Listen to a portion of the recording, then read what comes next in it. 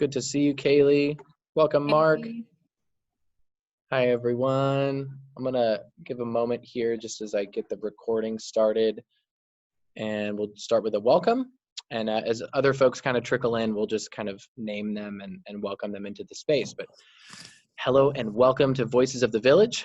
My name is Nikki Wilkes, and I am honored and grateful to be here today with you all, and especially our featured guest, Laurie Woodley.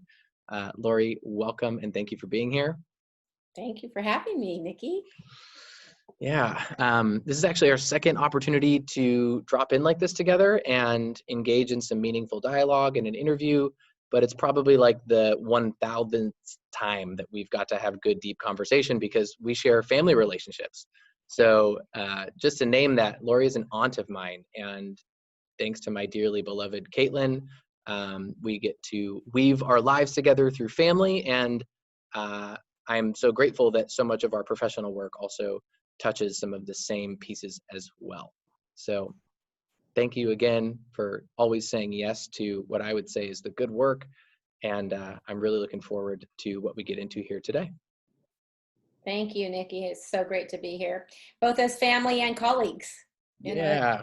It's great to have the synergy of the work that we do to be so parallel, different and similar at the same time. Mm-hmm. Love it. So in the spirit of one of our traditions at Journeymen, I'd love to invite everyone here on the call, which is just a few of us right now. Oh, we got another joining right now, just to check in. And for our check-in, I'll keep it very brief today. Just our name, where we're calling in from, if you want to describe your space. Welcome, Pamela. Great to have you. We're just starting with a brief check-in as we kind of get into the interview part of what we do. And for our check-in today, we'll just go name, where you're calling in from, where you're joining from, and a few words about how you feel today. Emotion words, if you can summon them. I know a lot of people got some deep feels going on right now as there's so much happening in the world around us, and invitation to just get present with yourself and the group. So I'll go ahead and start. My name is Nikki.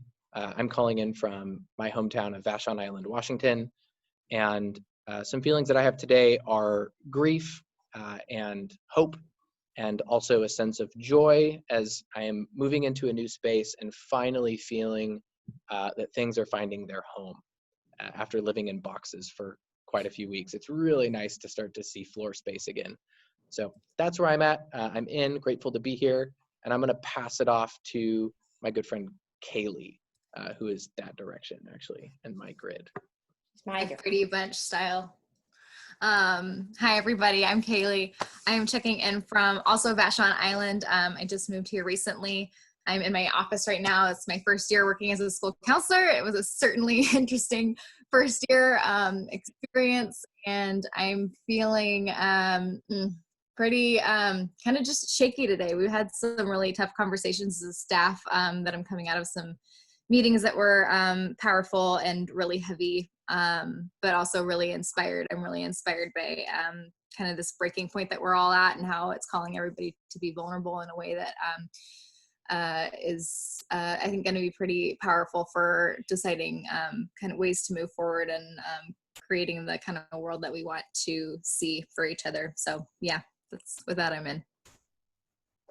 Thank you, Kaylee. Would you mind passing it off to someone that you see on your screen? I'd love to. I'll pass it off to Pamela. Hi, I'm Pamela. My pronouns are she, her. I'm in Seattle, specifically Green Lake. I'm in my apartment.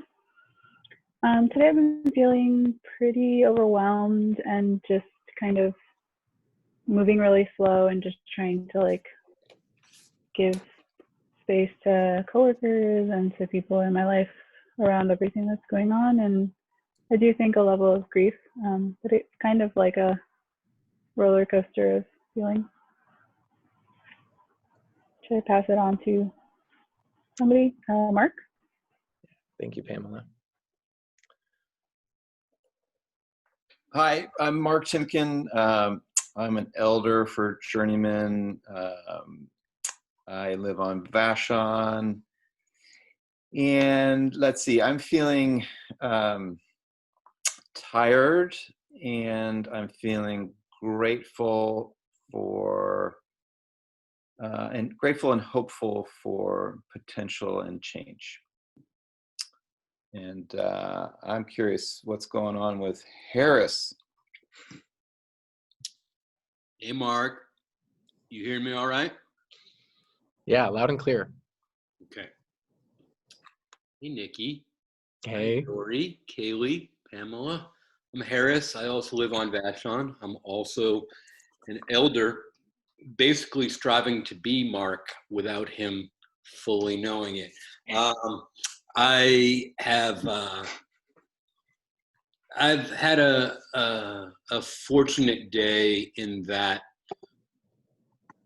feeling at a loss with what to do, with how angry I am. I was able to participate in a group with students of color from the school where I teach, and just listen to them as they processed this week and how they're doing and how they're feeling, and it was important for me to listen. So I'm grateful for that. And just had a nice walk in the woods. Thank you, Harris. Am I to ask someone to check in there? Yeah, the last person left at this point is Laurie. Hey, Laurie, how about you? How about me? Thank you, Harris. I'm Laurie Woodley. I am down, not in Washington, in Southern California, just northwest of Los Angeles, in my hometown of Simi Valley. And today I am navigating the present very purposefully, moment to moment. Sometimes I believe we don't have day to day, we only have one breath to the next.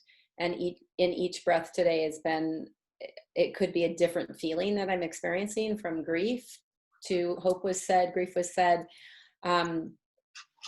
soul stirring despondence of what can we do, or what can I do that actually will make a change or a difference, and back to the next breath of move forward, move forward, move forward.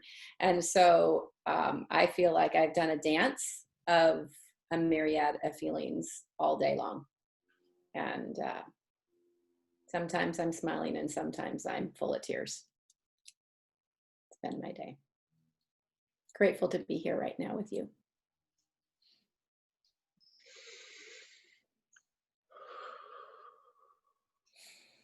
I just invite a couple of mindful breaths and settling into our bodies and space.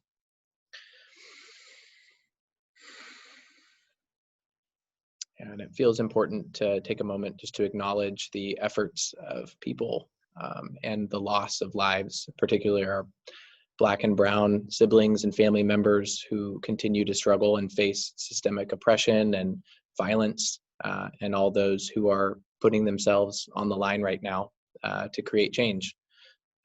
So our hearts are with all of those, and I can say that the check-ins that are present here on this call and the youth groups that we've been hosting since this weekend have been so saturated with the field of emotion that's happening out there in the world. So thank you. And as we shift into some of the structured interview that we had planned, I just welcome everyone who's present on the call to sit with questions that come up for you and go ahead and post them in the chat. And I'll do my best to kind of take note and harvest, and we'll leave space for some audience Q&A and some shifted conversation as we go. So we can be flexible, and there's some, I would say some juicy content pieces that we've already kind of handpicked to share with everyone today. Yeah. So Laurie, one thing that might help everyone here get to know you better is just a brief intro. I'm fortunate to know a fair amount of your story and how you got to be in your current place of leading and directing All It Takes, and so much of the transformational work that you do. And I imagine most of the other folks on the call don't know that story. And so I'm wondering if you might just start with a little bit of your how and why. Thank you. I would be happy to. You'll have to just really work to shut me up, because the journey of life and living is long and bumpy and beautiful all at the same time. So I have been the co-founder of All It Takes, and we're in 10 years this year. We're a nonprofit organization. That in the last 6 months, we've changed our mission statement, which I'll come back to, because over the course of 10 years, the focus and some of the things that we've created have evolved. And but I come out of 28 years as a school counselor, Kaylee, and maybe you already know that, or maybe you don't, I don't know. So I became a school counselor in my mid-late 20s, and I was very fortunate in my first year to, in my 20s, I was fortunate with a few things that have directed everything since, which so often is, right? One was experiential learning, which is if we don't feel it, we don't really get it. And that was first year. Peer programs, the more I can support youth and others to live into a skill set that they don't actually even necessarily know they're capable of, the more I become more than one person. This is how and then my passion for parenting. It was hard as a parent, and things I can teach and support others in were hard sometimes to do at home. And I had to have a colleague at one time say to me, "You're not doing at home what you teach." Well, we all need that that beautiful trust of somebody. You can say it like it is, and it's because they have your back. So early on, I really became very present to the notion that we need to be in the feeling and connection with others. I saw over 28 years of school counseling a very significant shift in our kids' ability to access their capacity and their capability. And a big shift in our parents, who went from, do what you need to do, figure it out, to let me save you. And I became really present to a growing concern that I had that our kids were not in a place of being able to move into adulthood ready to take it on. Not ready to be thrown to the wolves, but ready to go, I'm in this, I own it, my mistakes are mine, my victories are mine, my celebrations are mine. And it was a whole systemic thing, and they have lots of thoughts on why, but it really became something really worrisome to me. So in 2010, when we started All It Takes, we started it as an organization to just serve like leadership capacity and the ability to navigate, or not even navigate at that point, it's a newer word for us, the ability to know that my leadership in the world is up to me, and that we define leadership starting within, because if we're not purposely deciding what we want for ourselves, how in the world can we support others to find what they're looking for? And so we really define leadership different than Webster's, in that we start with ourselves, and then we can express out. And some of us will not lead on big, not lead big groups of people or a big organization. We might sit in a cubicle and talk to very few people in our whole lifetime. It's who we're wired to be. But we still, if we can know we're doing that on purpose, that I'm choosing that. Life didn't give me that. I made decisions to choose that. So that was our big passion at first. Then over 10 years, we shifted to more of the recognition that everything we were teaching really had a mental health component. It had a SEL, social emotional learning component, and that our kids, we spoke into much clearer in December when we rewrote our mission statement to say, we're interested in equipping youth with essential social emotional skills in order to navigate their life and support their communities. Because again, if we're supporting others, but we're not paying attention to ourselves, we're going to fall apart. And if we're only paying attention to ourselves, then others don't know what to count on. And there's a beautiful blend of self-care and care of others that we're passionate about humans finding that space and knowing how to navigate it through all of the bumpy times and the victory times. That's a summary. Thank you, Laurie. Mm-hmm. I feel I feel privileged in the sense that I've gotten to experience a bit of the work of All It Takes and talked to so many people who are integrated in the organization and have both led as facilitators and participated as youth. And there's this theme of embodiment that I'm really curious if you could speak to, which is to say, you've even I think developed whole school-wide or district-wide programmings using PE as the channel, right? The avenue to reach people and, as you said, get experiential learning to happen, which is when things stick. I'm wondering if you might just speak to that. Like when did that become so apparent that experiential learning was so vital to maybe learning and or embodying and actually putting to use the critical skills that we have as human beings? I think the experiential part became evident my first year of a full-time middle school counselor when I went to an experiential training that I was told, oh, by the way, the counselor, new job, 27, counselor goes away for the weekend with these at-risk kids, whatever that is. That was a big title then, right? And okay, that's what I'm doing. I'm a new employee. And I watched something that changed my life. And by the next year I was facilitating. I'm like, I'm not just attending, I'm going to be a part of this, and I'm going to help write this curriculum. And it was about 100 kids who many had seen a sister or brother shot in the street in front of their house. They were very traumatized kids, more than at-risk kids. And it was a group of very traumatized youth. I watched what happened when they could get through and into the feelings of it and actually experience the trauma in a safe place, express it, and then come out on the other side whole, because we're so worried that we're going to somehow fall apart if we experience pain. And experiencing pain, in my opinion, and my experience both, is that it is what heals us, not what breaks us. But that's not what we're teaching societally. Societally, it's like, put a wall up, don't let anybody know.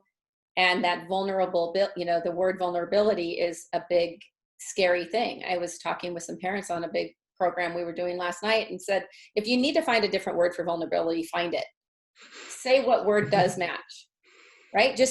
I'm like, it doesn't have to be the word mindful if it scares people. It doesn't have to be the word vulnerable if it scares people. Find a word that doesn't scare people. And then, because the work behind it doesn't scare people. They all understand. Oh yeah, I want my kid to be able to say that they're feeling anxious. Right. But you never learned how to do that, so you don't know how to model that. Yeah. I really appreciate the I think the power and the delicacy in certain words and language in particular. And, in our side of the work, working with mostly a male identified population, there's the particularly cultural conditioning around masculinity that I think in our case makes it extra hard for a lot of boys and men to get comfortable with a word like vulnerability. Like, wait a second, subtly or even maybe overtly, like, we've been trained to do the opposite. Like, we're supposed to be impenetrable. We're supposed to be the stoic ones who have it all together. And maybe we have emotions, but usually just anger and joy. The rest of them are not really going to come out. And, in our work too, it's like, it's not that the process work or the deeper parts of it are any more challenging for any of the folks, depending on, how they get into it, but the access points are different. Like, if we use a different word like openness or courage, these things are like, oh yeah, I like Or courage. truth. Or truth. Yeah. Is it true that you were hurt when you were a kid? Yeah, I was hurt. Share your truth. Yeah. Mm-hmm. I love that. And I'm glad you bring up trauma. I mean, this is obviously so alive for us right now as we are navigating generations long trauma right now that I believe is coming to the surface through this, through protests and I would say much needed institutional change. And it also shows up in the personal side of our work as well. And I really appreciate how you said, there's this label and it comes through in traditional education settings, at risk. And so often, in my experience, it's been true that certain populations of people, they've experienced different types of trauma and much more trauma based on their socioeconomic status, based on their race, etc. And I'm curious to go into a little bit of how trauma is informing your work in the mental health space, and in particular, knowing that all it takes is now hosting online programs, and you've done so much work in school districts, with people in experiential learning activities. How does trauma show up and shape those experiences, especially for people who've experienced a lot of trauma early in their life? Well, I think for us in our work, that trauma shows up differently depending on the programming, because it's how deep we go. If I'm on an on-school program for PE, I'm not asking a PE teacher to dig for to dig for trauma. They're not equipped to handle that, right? When we're in our immersive programs overnight, over 4 days, we're activating the awareness that trauma even exists, right? And giving space for the safety for it to come forth, be shared, and move past, or at least be acknowledged, even if they're not past it yet. I think that in our work, our training assumes that anybody that is really struggling is struggling because there's a trauma of some kind. That does not mean that they were molested or raped or beaten and thrown against a wall or are starving at home. It can be that someone in kindergarten said something, and the way that child put those words in their brain said, I'm not anything, no one will ever like me, so I better prove to everybody that I'm not likable. Like there's so many, so for me, I believe that there's something that's generated that's creating self-harm or harm of others or self-destruction that is not of the heart, because I believe that the baseline of all of us is a heartful place that, at 1.5 and 2, we didn't know to not access our heart.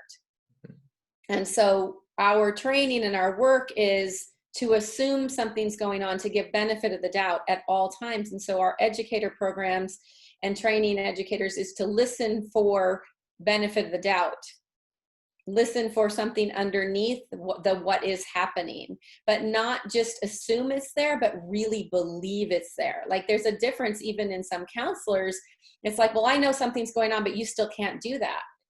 Well, our work is the language based. I'm very language, and you spoke to that, Nikki. Language based, like, look, I don't care.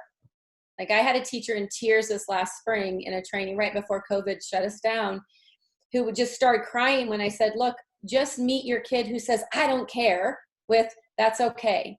I'll care enough for both of us until you join me. Mm-hmm. And she just bawled like, oh my gosh, what a way to say that I'm going to just stick with you.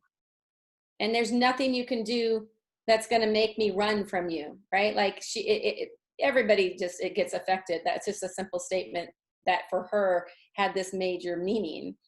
And so for us, we assume a traumatic thing happened, whether we would call it traumatic if we knew their story or not. It doesn't mm-hmm. matter what we think. Mm-hmm. It matters what they're experiencing. Mm. That feels important. I often, even in my own personal workshops and things that I've gone to as a participant, and some of the things that I've also led, I've noticed a tendency for people to try to sort of rank trauma like their own, like, oh, like my trauma is it's not big enough to you. It's not as bad as yours, so I don't want to share it. And maybe there's some shame there. Or on the flip side, like, oh, mine's too big. Mine is worse than anything else that anyone has experienced. And I think that judgment piece is a huge restrictor of people, being forthcoming and bringing that piece to the table. And in particular, for those of us who are adults who are working with youth, to recognize that it's not really our place to judge or score or try to put some sort of I think our own lens on the trauma, but just recognize that the trauma response is happening. Like what we're seeing is that that symptom of having experienced a trauma earlier in life, and not needing to be like, oh, well, that's not a big deal, or, oh my gosh, that's a huge deal. And we have our own sort of judgments around that. Right. There's a way that I kind of get around that judgment piece and the word judgment, in that I identify that we just kind of lay straight out that we don't necessarily relate to each other's stories, but we can relate to each other's feelings. Mm. So if I feel grief, it doesn't matter the story that created the grief. And if you feel grief, it doesn't matter your story. We both can identify with grieving feelings. We can both identify with feelings of joy or feelings of excitement and celebration. We can identify with feelings of loneliness or anxiety. And if we stay away from the story until trust is built, and we're just like, I'm feeling, like you opened this with, Nikki, we don't really, I mean, probably everybody on this call, and there's not very many of us, could say that there's a lot of social stuff going on right now that has impacted our day, right? We could probably assume that fairly safely. But it could still be, there could be someone on this call that's got a whole different thing going on outside of what we already know. But if we share the feelings, like this is where I am, and then we can get to the stories later after trust is built, then we don't have a reason to have the judgment. Like, it's okay. I remember when my dad died, I had a friend talking to him about 6 months later, talking to her, and she was crying about losing her dog. And then she stopped herself dead. She was crying and she went boom and stopped, and she threw this massive guilt over herself for having compared her sadness. And she wasn't comparing, she was just expressing, that's it. But she put that guilt you just spoke to, Nikki, on herself for speaking, because if she had thought about it, she wouldn't even have shared with me. But she just was in her moment and shared until she thought about being in her moment and then wanted to shut herself down. And I was like, I think at that moment, and I was only 26, at that moment, I was like, wait, your grief is no less than my grief. It's just different. The story's different. We're both aching from a loss, period.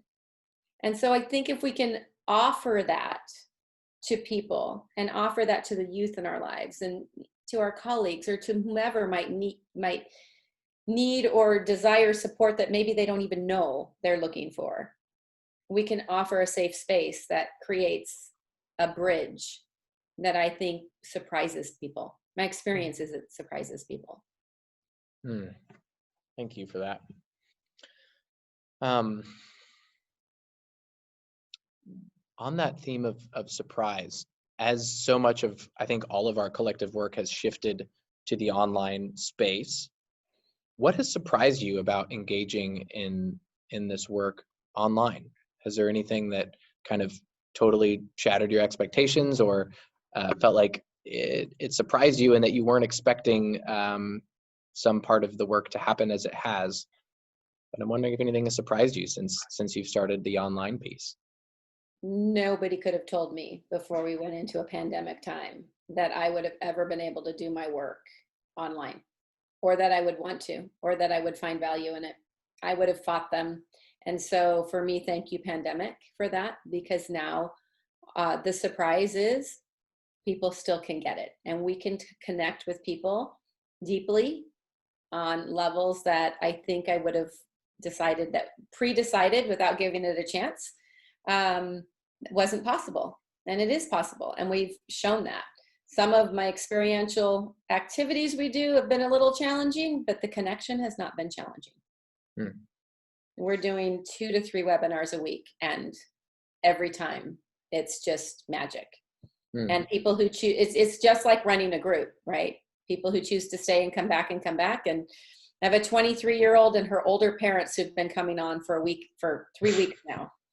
And oh yeah, the 23-year-old came to the first series we did, and then convinced her parents, because it was so hard at home, to join her for the second series. And talk about diverse everything between the 23-year-old and the 60, 70-ishes. But it's been magic what they've created, because they're finding a way to bridge the conversations.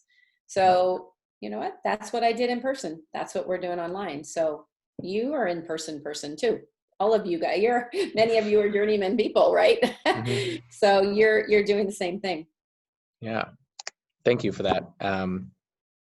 Finding opportunity in these crises and recognizing the gift and being able to meet people where they're at. And in particular, you just spoke to a piece of our work that I feel so grateful to have present, which is representation across the generations. I mean, we have several of our elders here on this call who, really anchor our work, I would say, in a deep way, and provide a link to a perspective that I find is often lost in our culture, which so often sort of alienates those who've kind of made it through most of their adulthood and parenting years. And I find that those conversations in our work tend to be some of the most rich when we have youth and we have elders and we have middlehood adults and people from all across the spectrum. It is so juicy and so alive. And what you spoke to was diversity. And as is true in our work, in most natural systems, diverse systems are resilient systems. And when it comes to human culture, I think there's really no exception there. Mm-hmm. Just the weekend before the COVID, we did our first diversity intergenerational 2-night overnight training. And it was the most beautiful thing we've done. And I've done a lot of trainings, thousands and thousands and thousands of kids and now adults. I can't wait till we're actually back in person, not to stop what we're doing here, but to actually add that back in, because to be in each other's space and adults and kids was amazing. Yeah. Sweet.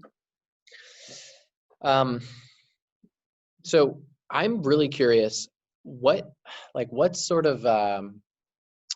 some common experiences that are coming through these experiences that you're hosting online? What are some of the common household type issues or challenges that parents and families and teens, or we'll just say youth more broadly, are facing right now?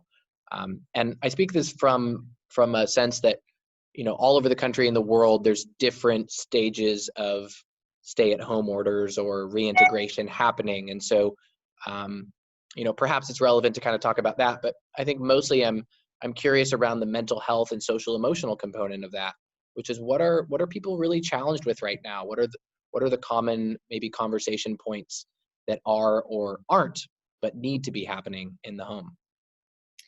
Well, our experience is that the biggest breakdown, besides the fact that everybody's just under each other's skin, is that maybe it's not even the breakdown. The biggest awareness that has showing itself like glaringly in households now is what didn't exist before, and that is the communication piece.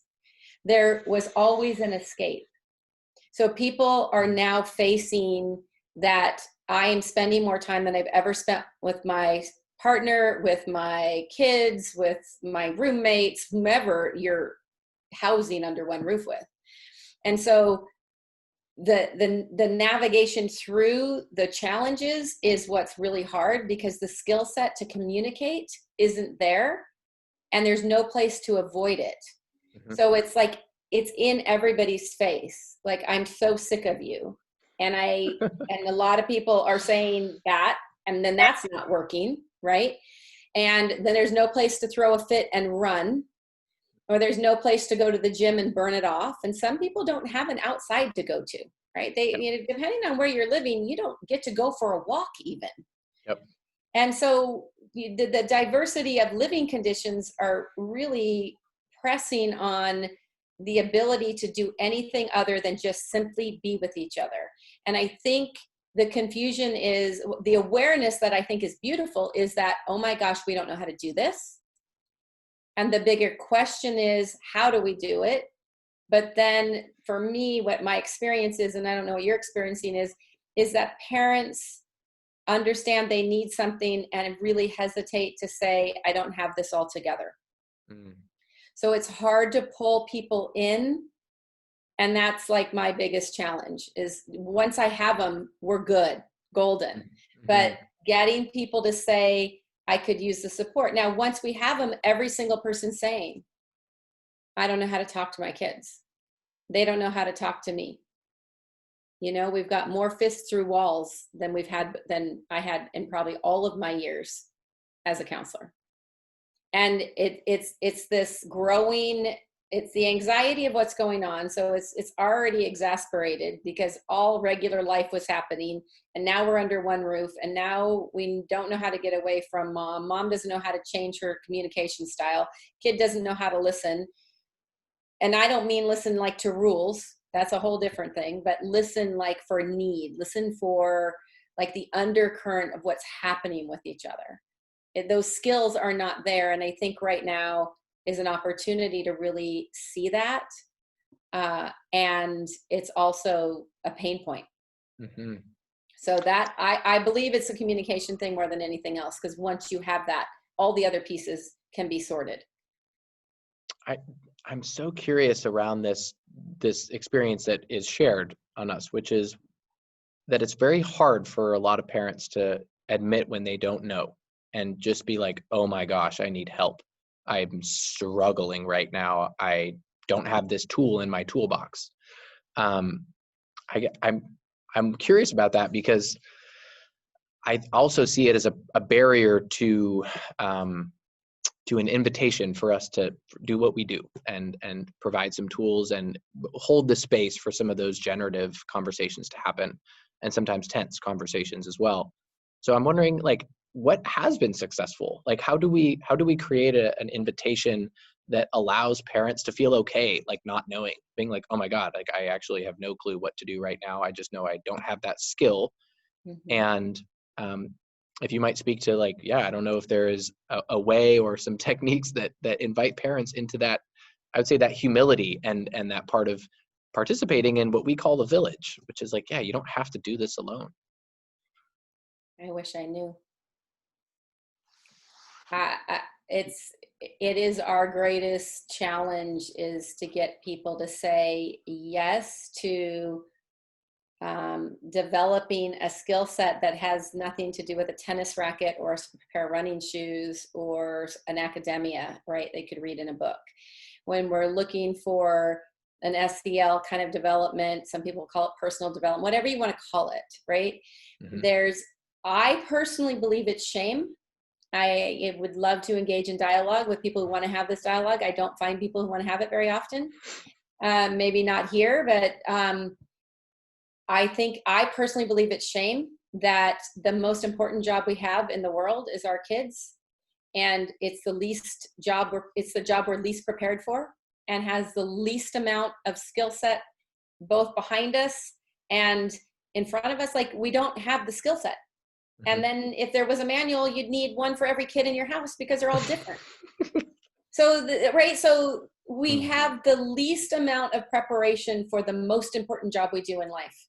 And because we're so tied to an ego of being right and getting it right, and it's so powerfully important that it feels like the devastation of talking about trauma. I believe that talking about trauma is as much an issue, or talking about, I don't know how to do this as a parent, I'm falling apart.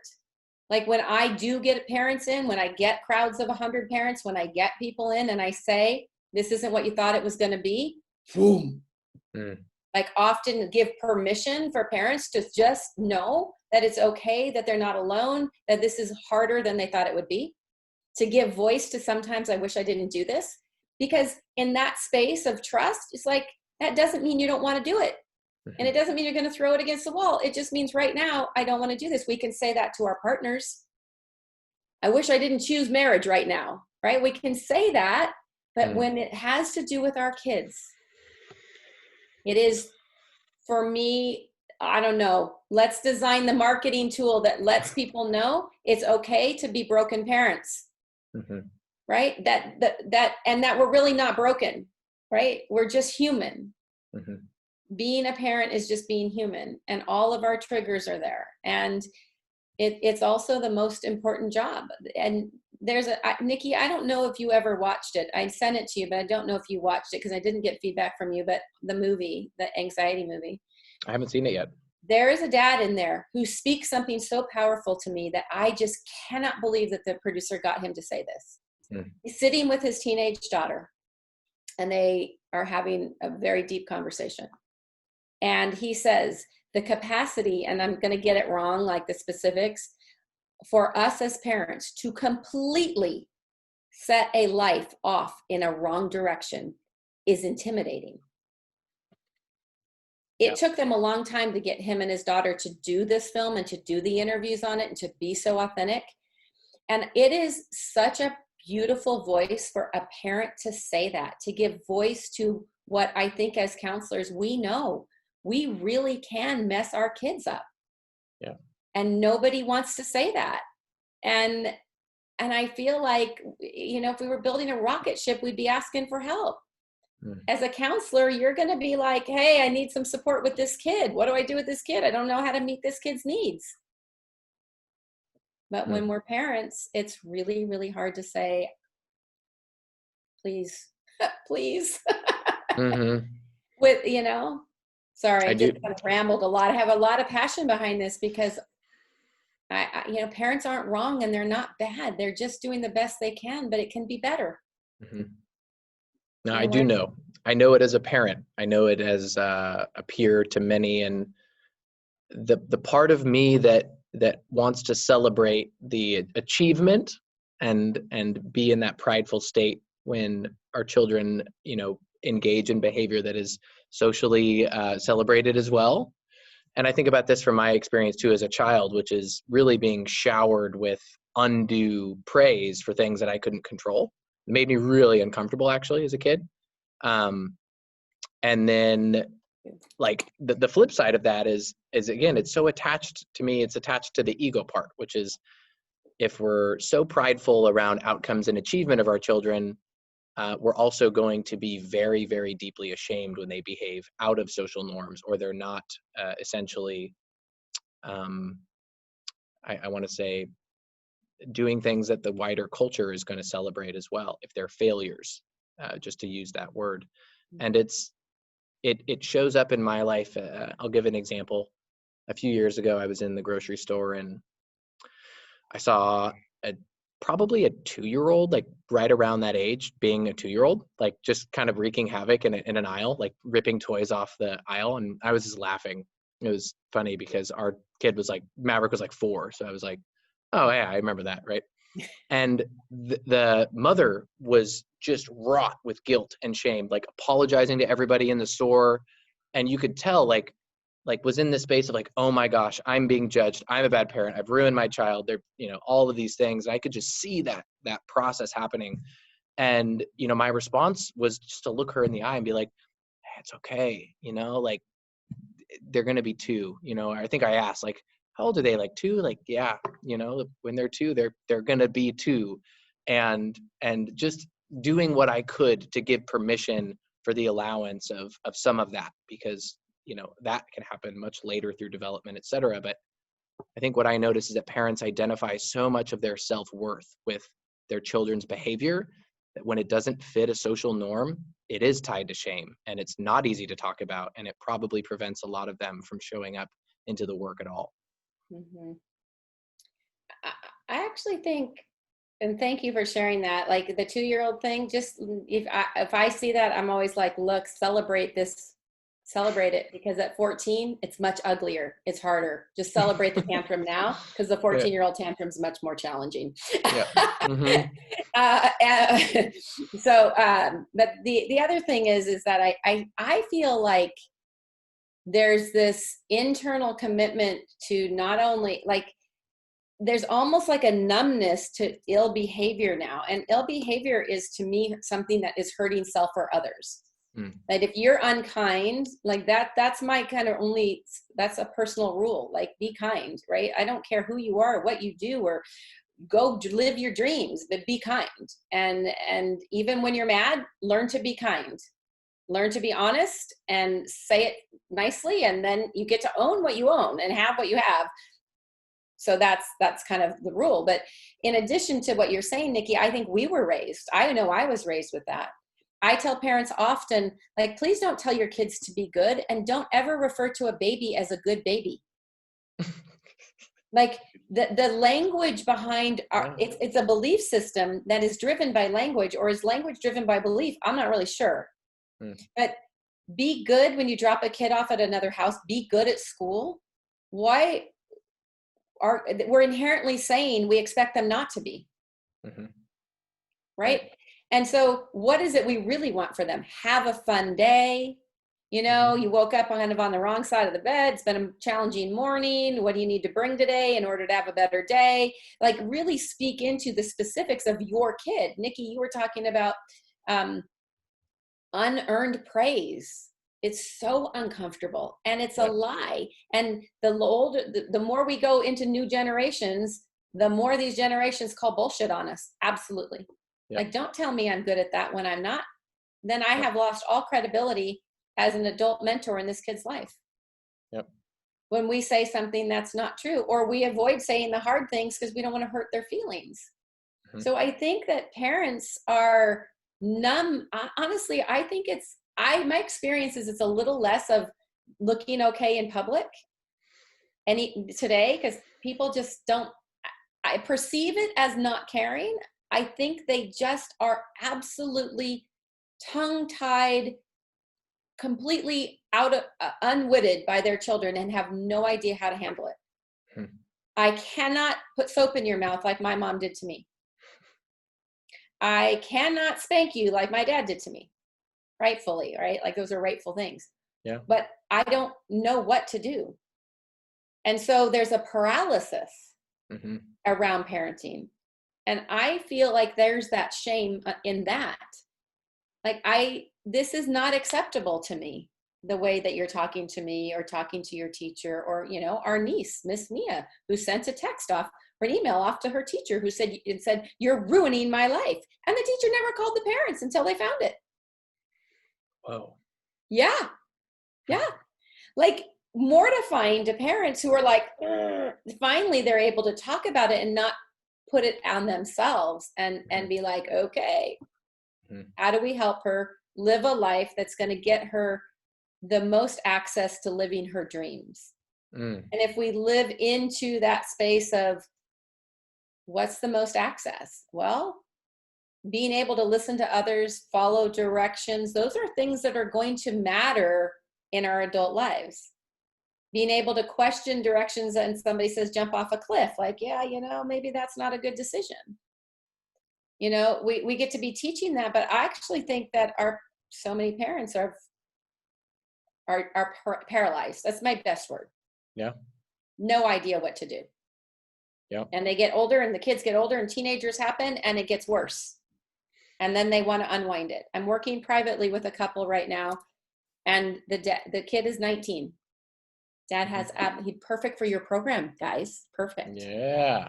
Dad has no idea what to do. All he cared about was getting him to 18. Give him what he wants, shut him up, get him into college. I'm done. Oh, guess what happened in the first year of college? Yeah, you couldn't make it. You could make it. Mm-hmm. Well, I mean, COVID dropped him out. I think he is going back, but I'm privately working with them. Mm-hmm. And meds and a psychologist, like the amount of team around this kid, because they could never say no. So that is a thread I would love to pick up, particularly with teens. We're now approaching this reintegration, I'm going to call it, in our work, rites of passage work. This would be the coming home, like okay, we've been in this liminal threshold, this very different world for a little bit, and now we're going to start taking steps back toward an open economy, or whatever we may call it. And you and I were speaking earlier about this, which was, at least in the stay-at-home order, there was clarity around the boundary, which is you're just not allowed to go anywhere. Not to say that all teens or anybody was really following the rules, but the rule was pretty clear. Now it's getting a bit foggy, and I'm really curious around how parents, and even those of us who might not be in a parenting role but are working with youth, can support that, which is to say it's going to be a not clear boundary for a while, and these are going to be perhaps different and maybe even more difficult conversations as folks are now going into social settings and doing things like contact tracing and these other new parts of our experience. So I'm just curious, like from the lens of, I want to say, the youth attitude toward authority and questioning authority and finding their own way, the healthy part of that as well. how might we as adults support a healthy reintegration, both for our families, the young people in our lives, and society at large? I think we start with having conversations about where we're at, honestly. The kind of conversations with teens that they don't want to have until they experience them, and then they actually appreciate them. They might not tell us that until they're 25, but they'll appreciate them. They'll appreciate the authentic effort to put phones away and put them aside, and say, all right, so we get to navigate this. We now have a city that's saying we can go out with masks on. Mom's not comfortable with it. Dad's ready. Teenagers more than ready. Mm-hmm. Where do we land? And it's an important conversation to have around values. I really believe that it's important to look at age. I think a 17-year-old gets a lot of say. This is just my opinion. Mm-hmm. A 14-year-old does not. A 14-year-old doesn't get to decide. They can have a say, can have a conversation.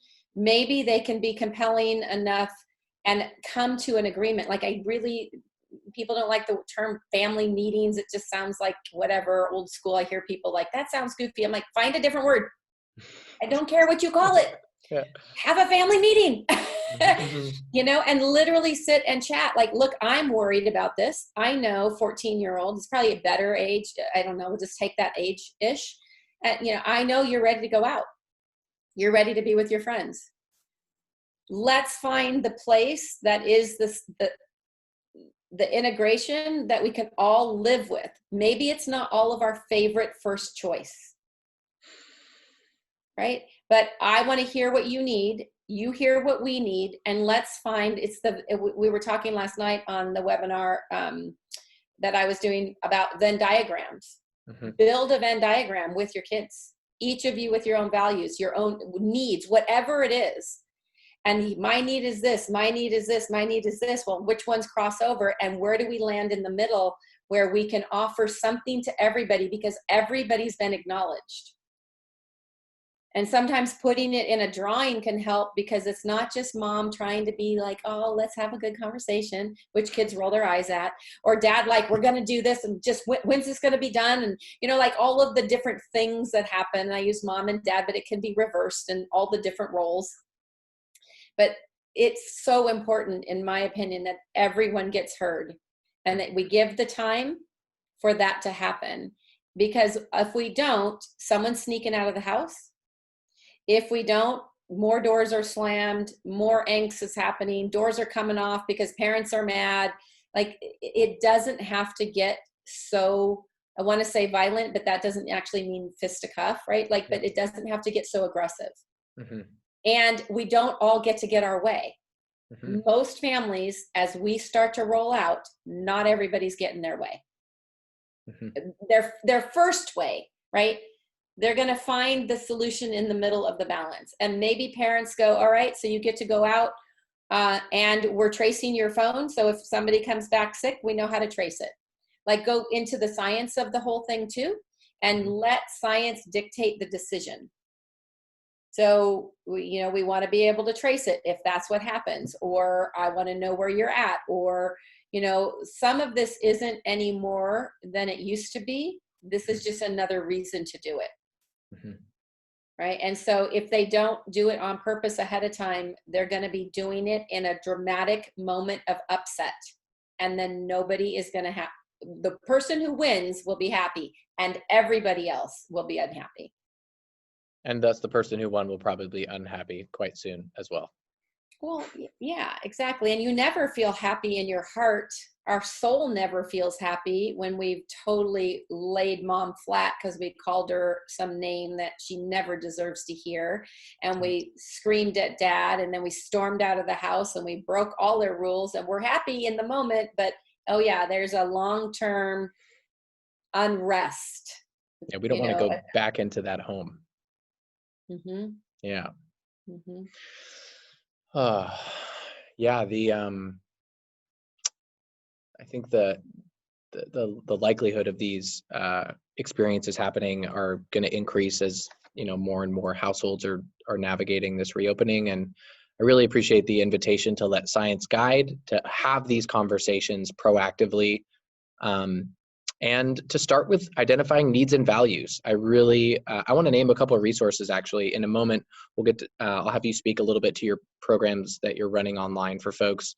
But for folks interested in shame and unpacking that, I really recommend Brene Brown's work.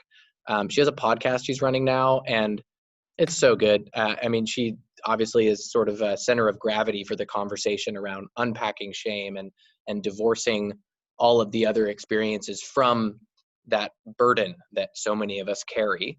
And for parents and anyone who's working with youth and wants a more like tangible or maybe structure to identifying needs, the body of work of nonviolent communication has been really helpful for me. And there's, I think, a few different companies that sell NVC cards that are just the more universal human needs. And they're nice because they're on a card. And I find that for kids and even some adults, having something that's tangible where they can kind of sift through, cards on a table and pick the ones that they're like, oh yeah, this is my unmet need. And they get to kind of like look at it and see it and then put it in their pile. It's another great way to work with the idea of a Venn diagram and for us to start with identifying those needs and then work toward compromise. As you mentioned, not everyone is going to be feeling like I'm getting everything I want all the time. And that is the nature of being in a crisis. That is sort of the necessary sacrifice that each of us are making. And what I believe is when we show up authentically, we can identify the needs. We can find ways to meet everybody's needs, period. We might not be meeting everyone's want, and that's okay. But we can meet everybody's needs, and that really starts with identifying and putting those on the table. So thank you for that. All It Takes Online. I am so grateful that this resource exists, both professionally and because my sister and my niece participated 2 weeks ago, Jamie and her daughter, and just had I didn't know that. Yeah, I sent them the link the night before and they did the big one and they were just like, oh my gosh, we so needed that. And it kickstarted this, I would say, really important shift in like my sister's state of mind. And just when I talked to her, she clearly has something has moved in her. And I am so grateful for that on a personal level. And I know that is proving to be the case for a lot of people. So if you would, please let us know, like, what is that all about? How does it function? And how can folks drop into one of your webinars? So the webinars right now we're running two. One is around a starting webinar with a movie called Angst about anxiety.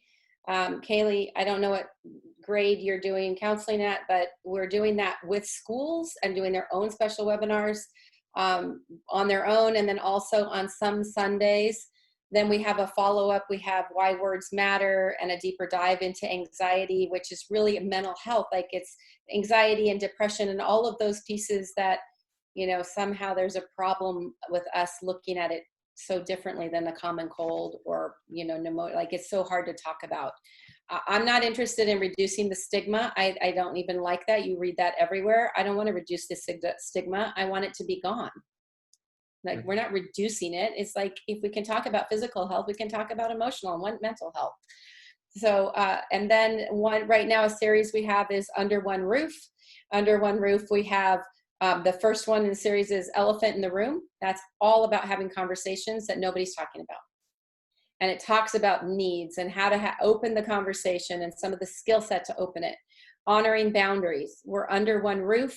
People need freedom. Some people have 7 people in 700 square feet. How in the world do you ever find space? So honoring boundaries, whether, and emotional boundaries, and what does that look like? And how do we ask for them? How do we even recognize what a boundary is for us?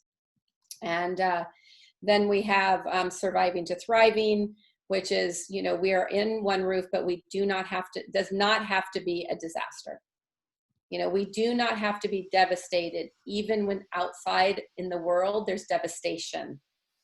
We can learn to apply and live into the moments that are great, the moments that hurt, and be okay that all of it exists simultaneously within us.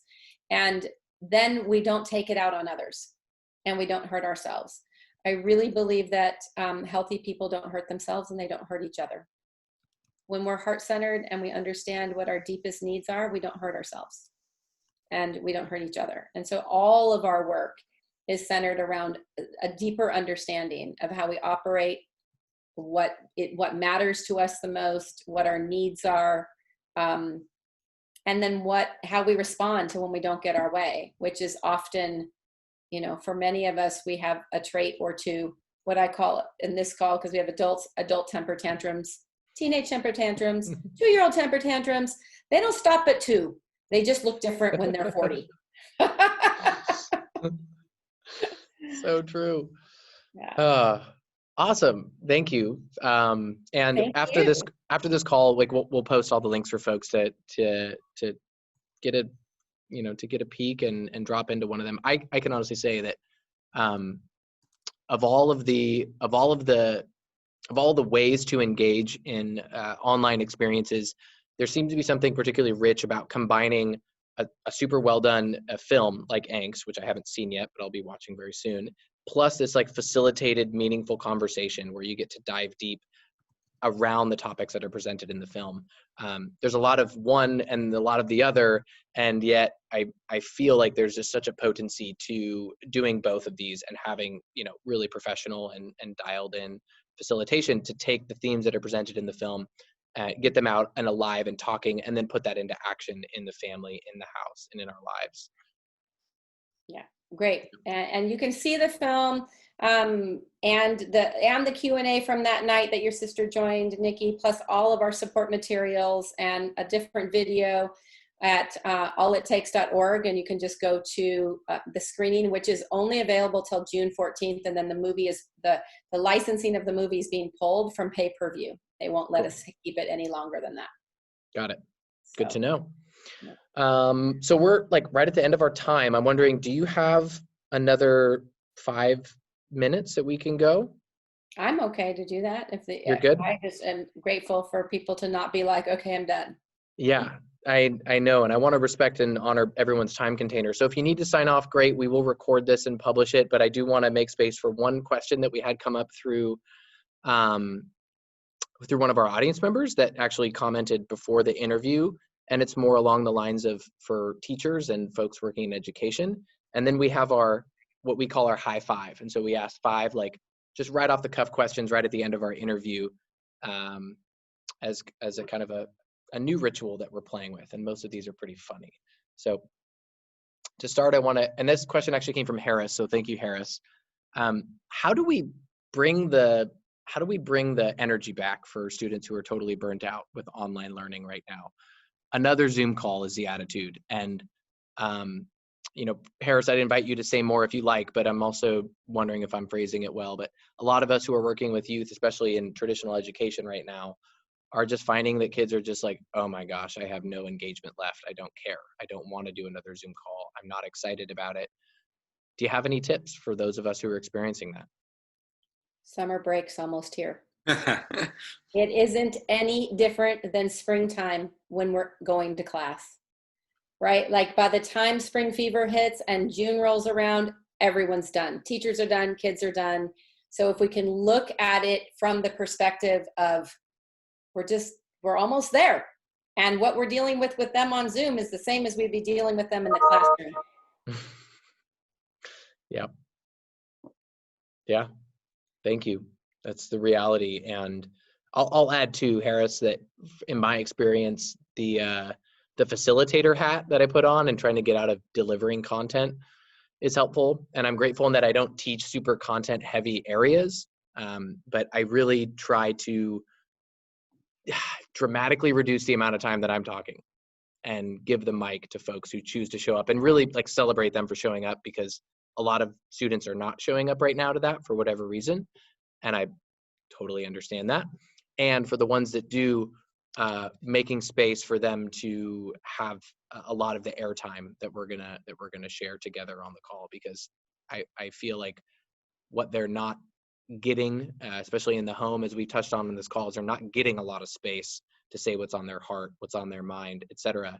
And I've actually found that some of the more introverted students that I have, the ones who don't speak up in class because of social dynamics, and maybe they're not seen as popular, or they're just not easily heard in a big group, are going way deeper in the online format because there's fewer students.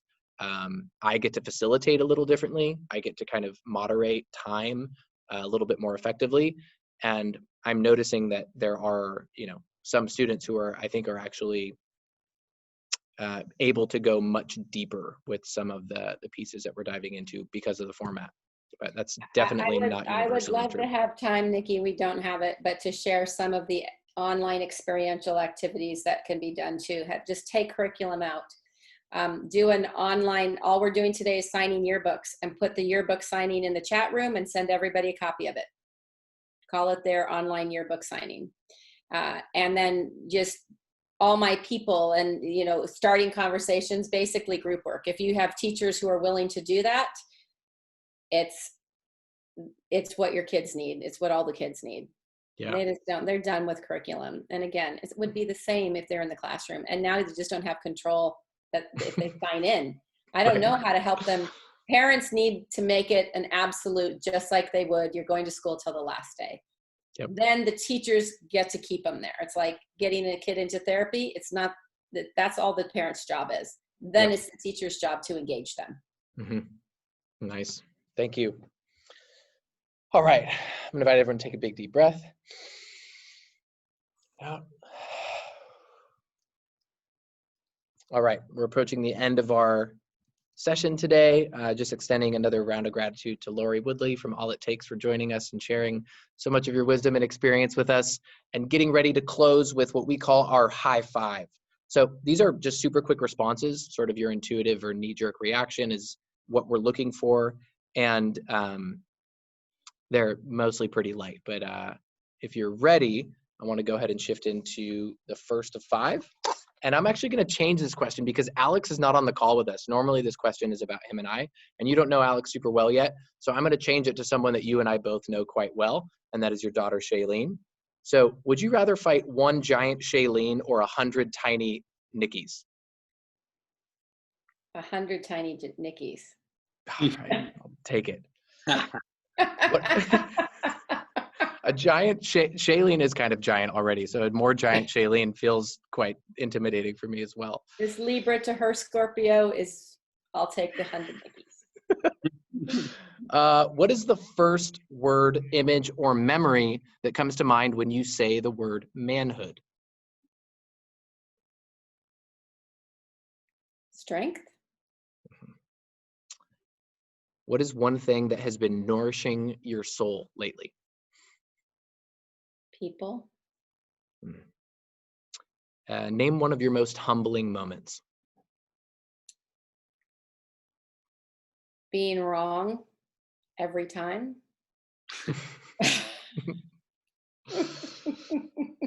And finally, one piece of wisdom you would tell your teenage self. Don't take life so damn serious. Nice. I got a lot of things I would tell my teenage self. You start with that one, though. Mm-hmm. Awesome. Well, with that is kind of the close of our time. And I just want to thank everyone for being present on the call and for sharing your questions and your interest in our interview today, and highly encouraging everyone to check out allittakes.org, and their particular website for the online programs is allittakes.online. Is that correct? Start at allittakes.org. It'll take you to online, but it's more for all of our programming. Either one, allittakes.org or online. Sweet. That makes it more confusing, sorry. That's okay. Allittakes.org is quite simple. And we'll send out links to everyone who participated and post them in the village and all that good stuff. And the recording should be live within a few days. So for folks who might be interested in this and couldn't join in person, feel free to share that link with them, and we'll get it shared out with the greater community. Great. Thank you all so much, and many blessings for safety and health for you, those you love, and all that you influence. I know that you're out there trying to make that difference and hold the space and the love for humanity right now. So glad to be in it with all of you, truly. Thank you, Laurie. Thank And you. thank you all. Have a good evening, and we'll see you next time on Voices of the Village. Thank you. Bye.